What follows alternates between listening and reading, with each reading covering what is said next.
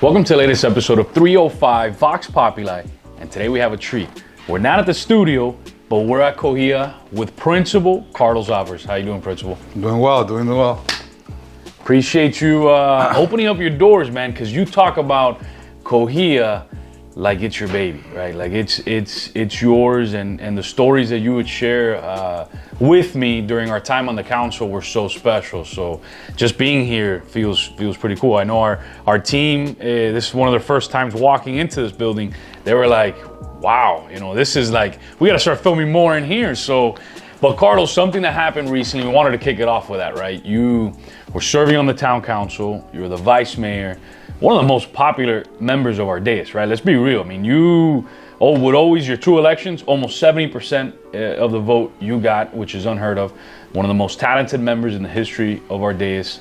But you always taught me something. You said, Manny, there has to be a balance between our God, our family, and our public service and our work. And you go, the moment that balance doesn't happen, there needs to be decisions. And I'll never forget that council meeting where you stood up, you read some words, and you were very honest with our residents. And I think that was very powerful, especially in nowadays where people hold on to public office like there's nothing else in the world, yet you were willing to let it go.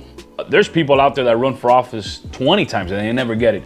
But you were willing to let it go because you had some major priorities in your life, some changes in your life, where you're like, Manny, it's the right thing to do. So if you could give us a glimpse of that decision making of that night, because I think a lot of folks maybe didn't understand that, but once they hear the story, they'll understand how powerful that is as well.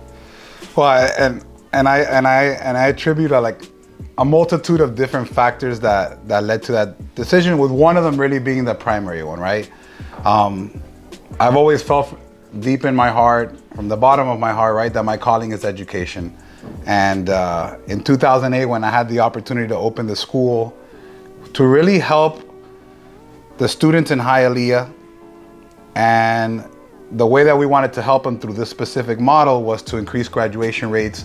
We felt that these specific academies in public service and criminal justice and firefighting would motivate students to complete high school and attain their high school diploma. But fast forward, 16 years later, really the success of our school, which has been a complete collaboration of our leadership team, like our student body, our faculty and staff, what we're doing here on the corner of 26th Avenue and 76th Street has been a model for the United States, where we currently have 3 campuses open in the state of Colorado and Nevada, as you know, and we just submitted recently 5 charters that we defended. We're opening 2 campuses in Iowa, we're opening a campus in Idaho, we're opening a campus in Arkansas, a campus in Ohio, and a campus in South Carolina, with 2 additional submission of charters in North Carolina, and working now here in the state of Florida with Daytona. So, right, like when you become a principal, you can't foresee that this is happening. And then being able to serve in a role of governance with Pinecrest Academy Schools, really I've learned a lot about the governance part of education, which is very interesting, right? And then, right, there's a public service. So not anticipating the evolution of my role in education 15 years ago to where I am at today, I really came to a crossroad, right? And the crossroad, which you referenced in one of the words that you said, was, do I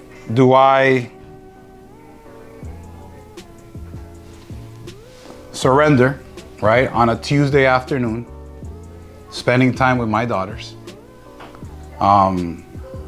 As it is, right, I have them 50% of the time. So do I surrender an afternoon and of spending quality time with them, being active with them, in exchange for continuing to serve my community, serving the town of Miami Lakes? My daughters are 14 and 13 years old, and I feel they're at a pivotal age, right, where I want to be an active father, an active participant in their life. And ultimately what I decided when I hit that crossroad is that my family's going to come first, my daughter's going to come first, and I wasn't willing to give up, those Tuesdays that I had them in exchange for being on the dais. And you know, from the bottom of my heart, that's what ultimately led to my decision. And at the same time, I was at peace with it because I was able to serve. You know, I was able to serve as a councilman for 5 years, and out of those 5 years, one of them being the vice mayor. So I was extremely at peace with my decision, because if there's any reason that I respect for someone stepping down from something, is because they put their family first, and that's what I chose. No, that's it's really powerful, because I think everybody realizes, not only on the dais, not only a lot of our volunteers, if you wanted to be the mayor run in November, I mean, you'd win, right? Easy. Let's be real, because one of the things that you did, and I think it's attributed to the way you grew up, how you manage the schools that you oversee, is that you tell the truth, right? And you tell folks, hey, this is where I'm going, this is what we're gonna do, regardless of who gets upset. And that's why you were rewarded twice with some of the largest margins in our community's history. So now, looking towards that future, where are you at that future? Because you just talked about Iowa, things that I didn't even know about. I mean, you're talking about Iowa, you're talking about all these states. How exciting is that, where you started something in a working class community that didn't have educational choice, right? Specifically kids who sometimes English was their second language, where traditional schools were pushing those kids to the side. And you were like, you know what? We got to open up a school. We got to do what's right. And now, not only were you successful here, you're building a gym very soon, you're breaking ground. Kudos to you all for working on that. But now you're spreading the love throughout the country as to what that model is. So how does that feel? And I mean, because I think that's incredibly fulfilling when you get to perfect a model, and then now you have all these different communities clamoring to see that, not only in Florida, but name those states again: Nevada, Colorado, Iowa, Idaho, Arkansas, Ohio, South Carolina. So you're gonna be overseeing all those schools. I mean, think about that. What sometimes in life, did you see that when you first started COHEA? What year was that? 2008. Would you have ever imagined that 16 years later, you'd be looking at expanding COHEA, this brand Civica, right? It's part of throughout the country. No, never. You know, one of the things that I did believe is that this was a very special model and very unique, right? Unlike, you know, we have extremely successful models within all of our charter school systems, but I thought this one was very specific. And, you know, I know at the beginning and for years, I always thought like, man, why does this not get maybe the recognition or the attention that it merits? But I was thinking in the flesh. I wasn't thinking that God had a bigger plan, and God was like, and kind of in reflection now, I think God planned this obviously for us, but I think God was saying, look, you want this recognition, you want this attention, but now's not the time. Let's build up the school. Let's build up its reputation. Let's become high performing. And then you're gonna see the fruits of your labor in years to come. I understand that now in a reflective practice. Did I understand that back then? No, selfishly, I was like, this is a great model. You know, we're offering these different pathways. We're offering different opportunities to students. Why isn't it getting the recognition and the attention that it deserves, right? This is something different. But again, I was thinking in the flesh, because it was something that I wanted at that time right away, not thinking that there was a bigger plan ahead. And now I see the fruits of the labor of, you know, the work that the kids put in, the student voices, how they're empowered and how they're impacting our student life, our faculty and staff, our climate and culture, the opportunities that we offer. Because, you know, Manny, I think for a long time, there were limitations on certain students' education. And that's why I'm so passionate about COHEA and the Civica model, because we had tracks for advanced kids. We had dual enrollment opportunities with partnering colleges. But if you didn't have the grades to qualify for advanced placement programming, you know, or ACE, you know, Cambridge, if you didn't have the GPA to qualify for dual enrollment, then you were just a student walking halls, taking core classes, taking some electives, and you graduate from high school, right? Like, and I know you've referenced this word, el papelito, right? The high school diploma.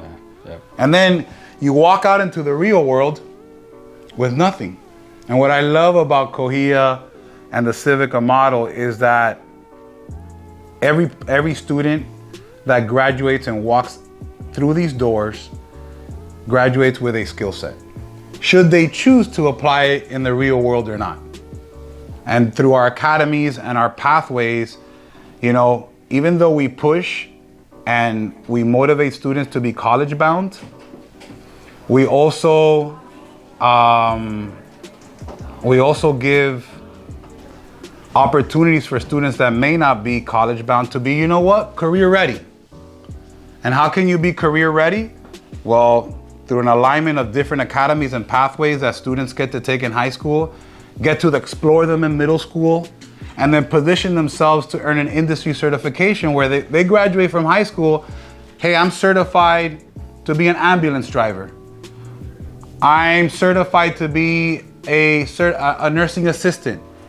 I'm certified in Adobe Premiere Pro to edit. I'm certified with an emergency medical technician certification, 1 out of 3 that you need to be a firefighter. I'm certified to be a public service aide. I'm certified to be a 911 dispatcher.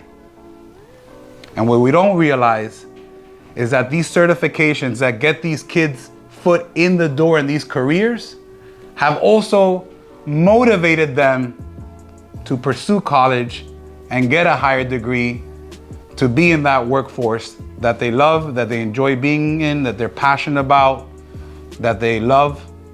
And that, right, that's the carrot. That's the carrot. Is I think as educators, we have to be able to offer programming to all kids. Every single kid that walks in through the door. And if we don't, right, it's to a certain level of disservice, because we are responsible. And it's not only us, right? I know family is a big part of that, but I take a big responsibility. COHEA Civica takes a big responsibility in the development of the whole child. And I think that responsibility goes really far, because I remember when I started working in the legislature, and I remember when even George W. Bush was talking about No Child Left Behind, and you had in the state of Florida the A+ plan under Jeb Bush. And today, parents are more empowered about choice than ever before, right? You can go to school online, you can get homeschooled, you can go to any private school now, you get a step up, you can go to any charter school, you could go literally wherever you want. But that choice happened because of folks like you that proved that model. Imagine when if you would have started COHEA back then and you wouldn't have instilled that amount of love that you have into it today, where everybody's been through here. You've had governors from, right, DeSantis, Jeb Bush, Rick Scott. I mean, the list, the Manny Cid, the education commissioner. I mean, the list goes on and on and on. And they look at these models and they use it when they look at changes to policy to empower parents. Be like, hey, it's working. But talking about that work and that evolving in life. What's the future for Carlos Alvarez? I know you just got married, right? Big deal. You just got married. I was at the wedding. It was a beautiful wedding. You're going to be overseeing all these schools, but what's that evolution in the next several years? Because I know you believe in this, as so do I, that in life you're either learning or you're stagnant and you're disappearing, right? You constantly have to change. You constantly have to be a lifelong learner. So what's that future for you in your life, in your personal life, and just your work life in general? Well, what the future I feel holds for me, and what I continue to be passionate about is, one, my work is not done here at COHEA. You know, I as I look through this room and there are, you know, students here, you know, they're the ones that inspire me day in and day out when I come to. And this is not a job, right? For me, this is a labor of love. You never work a day in your life when you love what you do. And I love what I do. My work here is definitely nowhere near done, because these students are able to deliver academically with their career pathways, with their advanced academics at a high level. And I think, if anything, I've been a big proponent, right, and big pusher that these students deserve the facilities and the amenities. in their education. So, you know, we were able to attain $2.9 million from the state to be able to expand our facilities. We're looking at breaking grounds at this summer. We're looking at about, you know, close to 80,000 square feet of expansions, which incorporates a CTE hall, where we'll have all our specialized academies and our pathways there, where we'll have a basketball gymnasium for athletic programming as well. Can we get a podcast booth? I know they were talking about it. Well, I have some kids here because I want them to see, you know, what can go into this, right? So that's one, right? Like seeing through this project, because our students deserve it. They've deserved it for a very long time, and being able to deliver facilities where they deserve to get their education. Number two, one of the things that I've been really passionate about lately is leadership development. You know, in the capacity as a principal, I get to work with my assistant principals that develop them as future leaders from a role outside of assistant principal that they might pursue in the future. So leadership development. I think one of my biggest challenges in education in the next few years is the sustainability. Right now, I can sustain COHEA being a high-performing school. Now, how do you manage, lead, support, provide guidance, professional development, best practices to a network of multiple schools in multiple campuses across the United States? What systems have to be in place to make sure that you're developing those future school leaders at your campuses? How do you assure yourself and ascertain that they are following the model? Right? That's a challenge itself. And it's a bigger challenge because it's not in the state of Florida. And, you know, education in Florida may not look the same like education in Iowa or education in Arkansas. If folks are coming to the state of Florida to seek models and charter options to bring to their state, is because the state of Florida is doing something really, really good at a high level with charters, with parental choice, with school choice. So they're coming to us to bring these models to them to offer these options to their families. So it's really the oversight and the sustainability of making sure that when this network really takes off the ground, we're looking at 7 to 8 schools across the country. How can we get them to the point that, like COHEA, they become a high-performing school and all of us collectively become a high-performing network? No, it's a really big deal, and I'll never forget one thing you shared with me in public service that frustrated you. And a true story with this Carlos. He was the king of crosswalks. He wanted to improve the crosswalks in Miami Lakes. 2 of them in specific. One of them, there were some terrible incidents so he was that leader where he wanted the lighted crosswalks. But Carlos built 2 schools, staffed them, had students in the time that it took government to build 2 crosswalks, which I think it's a microcosm of some of the challenges that exist in society, right? And that's why it's so important that you have institutions like yours that develop those future leaders that can be in positions to start questioning those things. Because I know how frustrated you were because the rules didn't allow us to have leadership development for our staff. They were almost like, oh, they're over there and we're over here, and they were doing whatever they wanted and we really couldn't do anything. And yet in your organization, if somebody takes 2 years to build a crosswalk at your school in Nevada, your school in Colorado, they're gone. You're making changes immediately because what you're looking at is what's best for those kids, right? And I think sometimes that's lost, but I think that leadership skill is sorely needed in public service. So maybe in the future you get back involved, maybe. But I'm gonna hand it over to the students. They're gonna ask about 4 to 5 questions. We'll give them that chance. What do you guys got? Who's going first? Breaking the ice. You've said that this is a labor of love, right? How would you recommend other, say, students or even adults to go about trying to find their labor of love? If that's what I'm trying to say, like their meaning, like the purpose behind why they do it. So I would say to be able to identify something that either you're passionate about or even love, grow to love, or love right off the bat, is that you have to explore. Right? And I tell my story, right? It took me, a typical student, it'll take them 2 years to complete Miami-Dade College. Now with all the options that we have in high school, right? Like kids are finishing their AA before they even graduate from high school. But it took me almost 3 years to attain my associate's degree because I changed my major 4 times. First, I wanted to be an architect. Then I wanted to be an engineer. Then I wanted to go into business administration. And the last time that I changed, I chose education. And I'll tell you why I chose education. Right off the bat, when I was a lifeguard for the city of Hialeah, I taught swim lessons to children. And I really enjoyed fostering and building that relationship with them and kind of giving back. And to me, right? To me, I feel like we all have a calling in life. Like I grew up in Hialeah, born and raised in this community, born in Hialeah Hospital, went to schools in this community. And then I was able to identify that my calling in life was to give back to children through education. I didn't get it right. I didn't get it right the first time. I didn't get it right the second. I didn't get it right the third. I didn't get it right the fourth.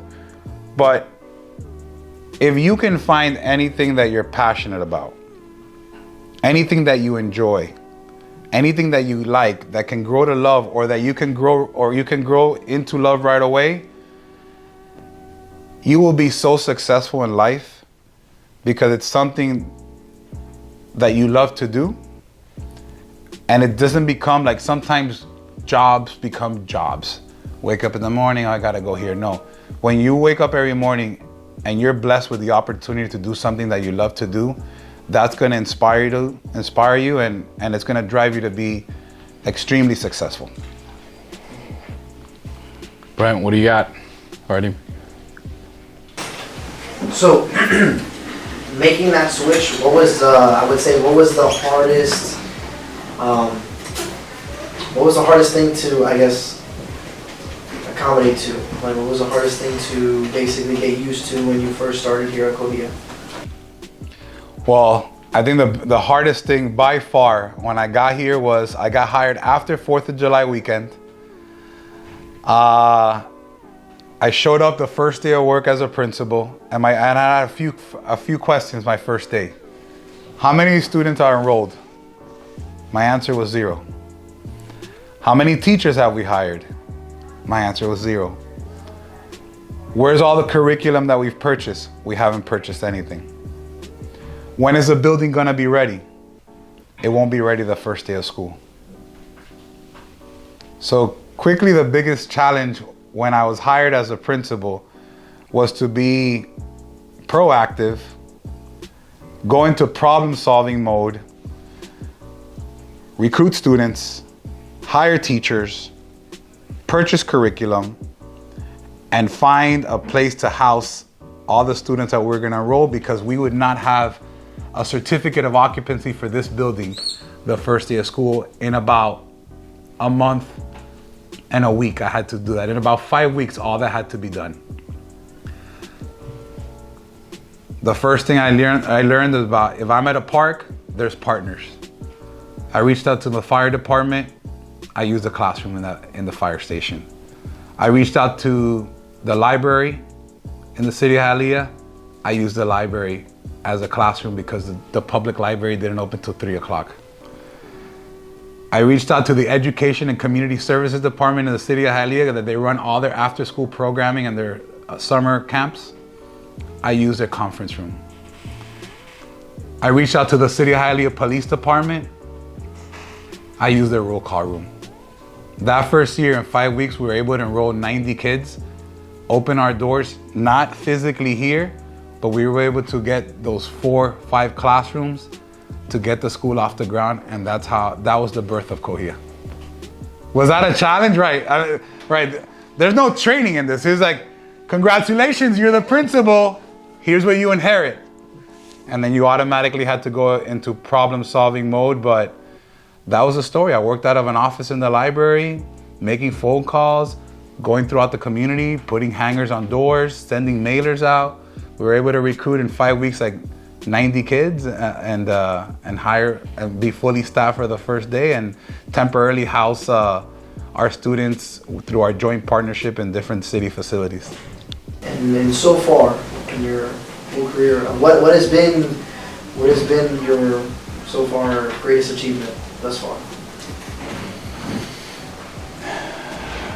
Making it tough, bro. You got some tough questions. This one you got to really think about. This is from being on the council to now being a principal. What would you consider is your biggest achievement? Personally, I think my biggest achievement was being named the high school principal of the year for the state of Florida back in 2016. I think that to me professionally has been my biggest success story. My other successes include, which really, they're not only about me, they're for our school community, is being recognized as an A school. That to me is extremely important. I think another great achievement is we've had multiple years where we've had 100% graduation rate. So we worked with our students to the very end.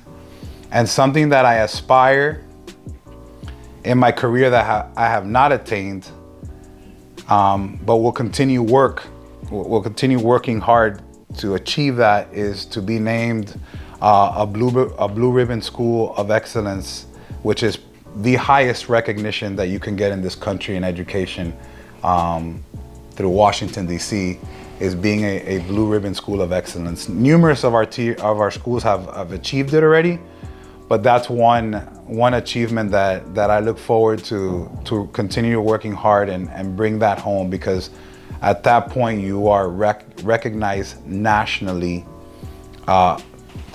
as the top schools, one of the top schools in our country. Yes, we've had U.S. News and World Report's best high school in America. I've won something through the charter school, through the Florida Charter School Alliance, the Florida Consortium of Public Charter Schools. Those have been all personal accolades that have meant a lot, but really the one that I want to continue to work with my faculty and staff and my students is really bringing that Blue Ribbon School of Excellence recognition here to COHEA. So the work's not done, right? The work's not done. Job's not done. Job's not done. You guys got anything else? How do you realize education was a field that you wanted to do? Like that moment that you said, okay, I want to go into education. How was it? Well, I know I was doing like a paraprofessional, which is kind of like a teacher aide at Ben Shepherd Annex. That's when Ben Shepherd Elementary School was so big that they had to house their 4th and 5th graders in like this giant portable system behind Jose Marti Middle. And I was a teacher aide there, and I was working with at-risk students, and I loved it, right? I loved working with that population. I've been working within a 2.5 radius from here for the last 23 years, serving students in this community and this area. So I know when I was at Ben Shepherd Annex and I was doing that, I was like, man, this is something that I really love. I really love. And even though I struggled changing my major so many times in Miami-Dade, the minute I changed it to education, I started taking classes in education, is when I started becoming very successful in my grades, in school, and I was able to complete the associates after that decision was made relatively quickly, earn my bachelor's degree, and then pursue my graduate, my master's to become a school leader. Any of the students back there, you guys got anything? Yes. How did you kind of go about being able to balance your career as an educator as well as a career in politics? Because I know they're both very, they're both very time-consuming careers, especially to be a principal. So how did you go about that? Because you did make the decision to kind of step back a little bit to focus on your game. Well, one factor for sure, the Wednesdays after council meetings, una colada y un cafecito as soon as I walk through the door. Because some of those council meetings, they took a long time. And we would be in the dais till sometimes 12, 1, 2 in the morning, wake up the next day at 7. And yeah, you're exhausted. Was it hard to balance? Yes. If I had to, and I did, if I had to give up anything that was between requirements of COHEA and Civica, you know, and other roles that I had in education, family, right? And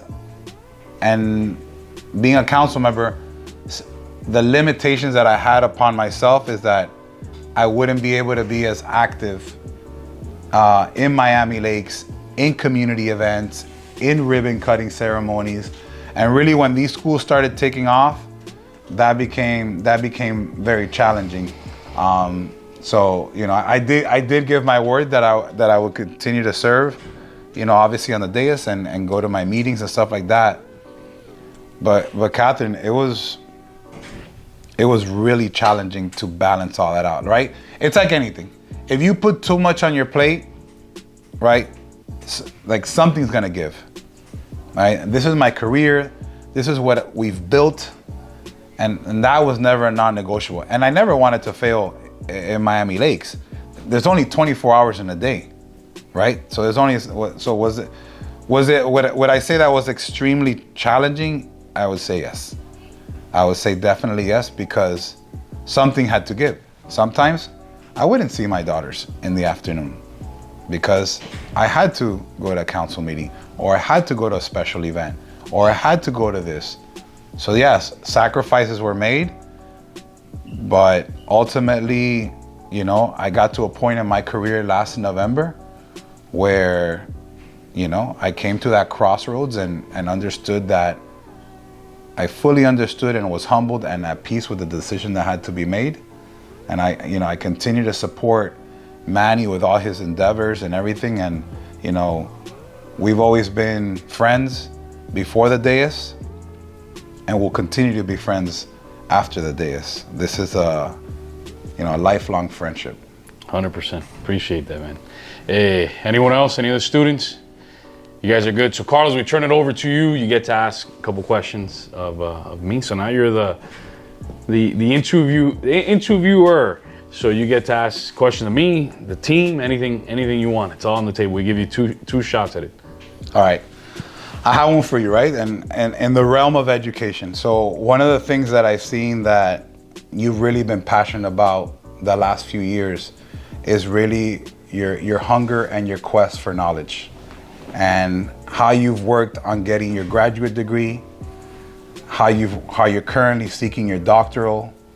So at what point were you inspired to continue your education and continue to work on getting advanced degrees? What led you to that? So two things that happened. When I got elected in 2012, I said to myself, I was like, man, it wouldn't be right if I just get elected and I just sit here. What can I do to become the best council member? At the time, I was a council member. I was 28 years old in this town, and it was education, right? So I spent the year traveling the state of Florida, traveling the country, learning, meeting with city managers, meeting with mayors, meeting with attorneys, planners, you name it. Everybody that had to do with public administration. I went to Oklahoma City. I was in every, you name it, 10, 12 cities in the state of Florida at that time, meeting with folks, but learning. And then that's when I realized the importance of embracing the idea of being a lifelong learner. Then unfortunately my dad got into to hospice due to Parkinson's, and I was like, man, I owe it to my dad before he passes to finish my associates and finish my bachelor's, because I had left when I got my job in the state legislature. I was a junior at FIU, and I had a choice to make: either get the job or wait and get the degree, and I went with the job, right? And that was, in hindsight, was the right choice. But I had 2 math classes left at Miami-Dade College, and I had 3 or 4 classes because I had transferred all my credits to St. Thomas University to finish my bachelor's. So AA immediately got on there, registered while my dad was in hospice.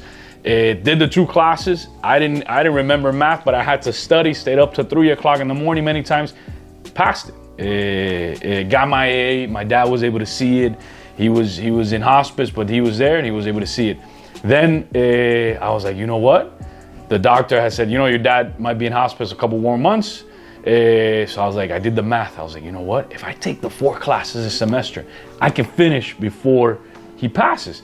And I went to St. Thomas and I finished it. And he got to see me get my bachelor's.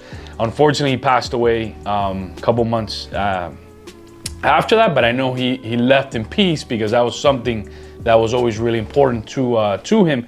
But then after that, I was like, you know what? I owe it to him and my mom. My mom got her master's at St. Thomas as well, and I ended up getting my master's, and I'm already a year into the PhD. It might take some time off now because of the campaign, and I'll restart that, but I already got a year done pretty much of the PhD process. But I also realized that you have to continue getting better. Your brain is, when you're younger, is a sponge, but your brain keeps growing and retaining information, but you have to continue being humble where you tell yourself, I don't know everything. Even though I'm a mayor, I own a business, I have a family, do this, do that, I don't know everything. And the day that I tell, or when people tell yourself, I'm the best at what I do, you're done, right? So I always, that's when I realized that I gotta continue getting better. Now I teach 3 college classes, I teach a high school course too, and I love education. So now I understand your passion for it, but we got to be lifelong learners, right? And yeah, absolutely. And that's something I know that's really important to you. So you got one more. Well, and just to piggyback on that, I think this is an important message to our youth, our students in high school. Manny and I did not have the opportunities that you all have in education now, right? We didn't have the dual enrollment opportunities. We didn't have, and specifically to my students, but I know it's a climate and culture in a lot of the charter schools that are in our industry. The opportunities that you are given now for your transition from high school to college is something that him and I never saw. And I think his story resonates with me to tell it to you all, is that it's never too late to finish an education. He worked at the state level. We have students at our school that spend an entire week as Senate pages. That's and awesome. Intern in the Florida Capitol under the direction of Senator Brian Avila. And were exposed to the FSU campus and got to see what college life will be outside of Miami, where now their transition is gonna be smooth. But if you ever hit a crossroad, guys, like, I think his story is telling. Like, it's not about when do you enroll and when do you finish. It's about that you finish. Manny served at the state level, served as the mayor of Miami Lakes, and not only the inspiration to do this for his father, but I think what his inspiration too is to all of us. It's never too late to give up on your education. And here he sits before you, where typically some of you guys will earn your associates, a lot younger than he did. But now he's sitting to you as his testimony. He's sitting here telling his story, where he's at in his life now. Not only did he complete his associates, not only did he complete his bachelor's, not only did he complete his master's, but he's working on his doctorate already, and there's a lot to be said about that. So Appreciate that. even though sometimes like we're modeling things for students and for our youth, we don't see it, but I see that connection that it's never too late to give up on your education. I don't know. Lifelong learner, Here bro. you are. Yeah. You got one more shot. You got another question? If not, we'll roll to the next. So I don't know if I've told you this, right? I respect you highly, and I've learned a lot from you in local government and how it is to serve, right? I jumped into something that I had no idea what I was doing, completely clueless. Was not even familiar with an ordinance or resolution. So a big part of my time was in the dais was being a student of learning from you, Yeah, I never told you this, but you were my mentor. But in my heart, I feel that you also have an innate ability in you to impact children and the youth. I know that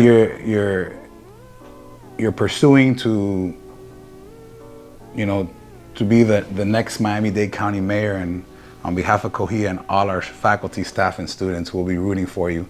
Appreciate But I also think that you do have a calling in education. Talk to me about what the future, you asked me about my future. Tell me about what the future looks like for Manny Cid, and maybe in the next 5-10 years, taking into consideration that you don't make a ripple effect.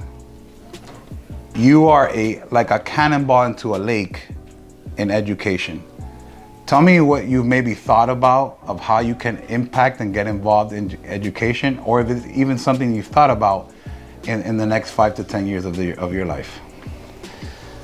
Man, so I'll tell you some of the folks that have changed my thought process on education. There's a handful. It's you, it's Renee Roy Rosa, it's Dr.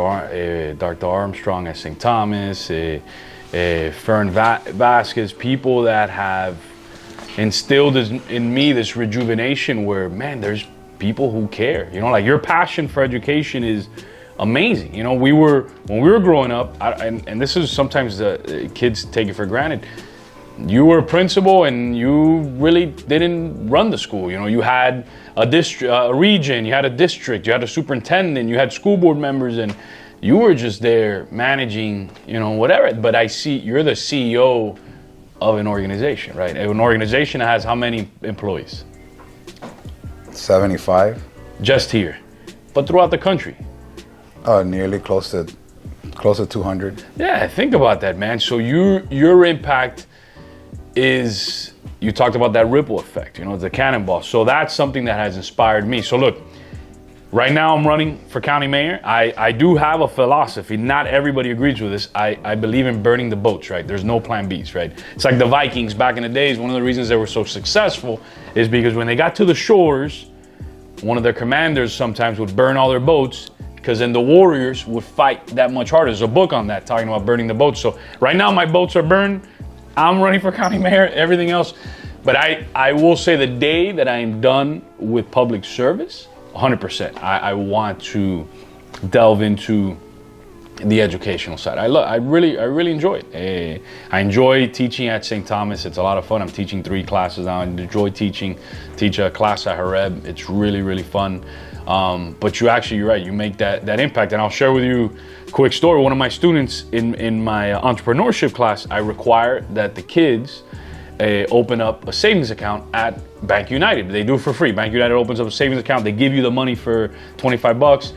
And one of my students, his mom sends me an email and is like, hey, by having him do this, you've changed his perspective. The kid already has $500 saved in his savings account. He talks about how Mr. Cid told him the importance of saving when he's in middle school, because that way, once he graduates, he has a good amount of money. So every time somebody gives him $50, $20, instead of splurging it, he goes to the bank and he saves it. The kid has $500.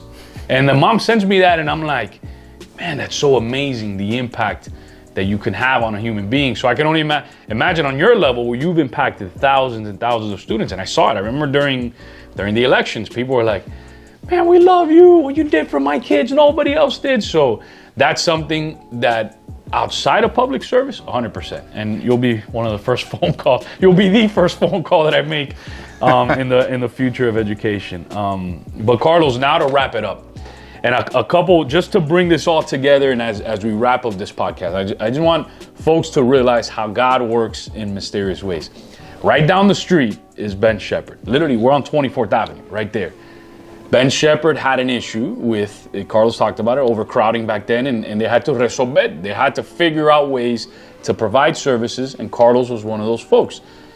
But think about it, all these years later, in 2008, Carlos was given a very similar situation. Probably didn't realize how God prepares you for the situation you were put in. No facility, you're the principal. No assistant principal, no staff, no facility, nowhere to put the kids, and no kids. But then you think about where you started off, in a modular setting outside of another school, and how God made you, put you in that position where you were maybe uncomfortable. You're like, man, what am I doing? You know what I mean? But all these years later, now you see that you started off with 0 students. God put you in a similar situation. You figured it out. And then today, going from that modular setting as a paraprofessional to today, opening up schools, Iowa, Idaho, Arkansas, Nevada, Colorado. Am I missing one? Colorado, Ohio, South Carolina. Think about that. And it's back to listening to God, to meditating, to being prepared for those opportunities, because you could have said no. You could have been comfortable, stayed where you were at the time, in either the public school system or as an assistant principal somewhere else, but you took on that challenge. But now I'm sure you realize it. God put you in those places to prepare you for the next step. So Carlos, if you could put this all together and share some words in closing of inspiration, motivation to that next Carlos O. Alvarez that is right now in a setting at a school that doesn't understand the future, doesn't see it, is young, but needs to hear these words of motivation as to how you got there and is going to hear your story. So in closing, I would say this. One of the strongest skill sets that, being older now, I recognize that I learned as a youth and as a teenager and young adult was the fact that my parents migrated here from Cuba, wanted to give my sister and I a better quality of life. And the one thing that I can take away from that is 2 words: work ethic. My parents worked really hard. Blue collar workers work really hard to put a roof over my sister and my head and to put food on the table. And my grandparents as well.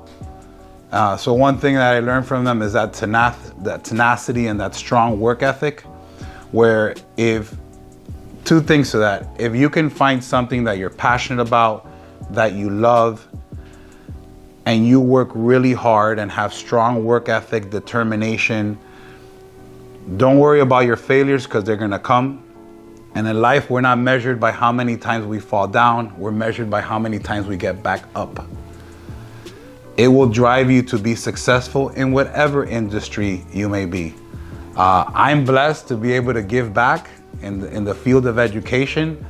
And I'm recognizing now, if we're doing so many good things here in Hialeah, in this community, with the students that we're serving here, and I only recognized that for a long time.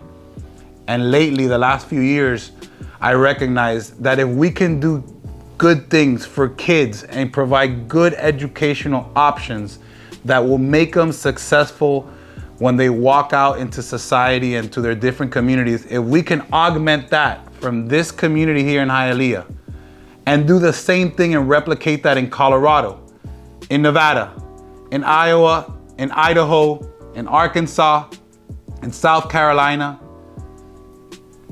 if we are able to serve students at this level in other states where they would have the same successful outcomes, why not? Because at the end, if your heart is to do good for kids, by kids, whether you're in Florida or any state across the country, if it's in your heart to do good for kids through an education, then I think that speaks volumes of where your passion is. Obviously, you can see where my passion is, that I took it from here, and I want students in other countries, in this country and other states, to have the same opportunities to be successful as the students that we serve here in Hialeah. And there you have it. One of our nation's premier educators, Principal Carlos Alvarez.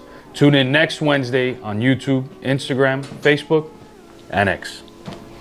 Oh, no. Oh, awesome.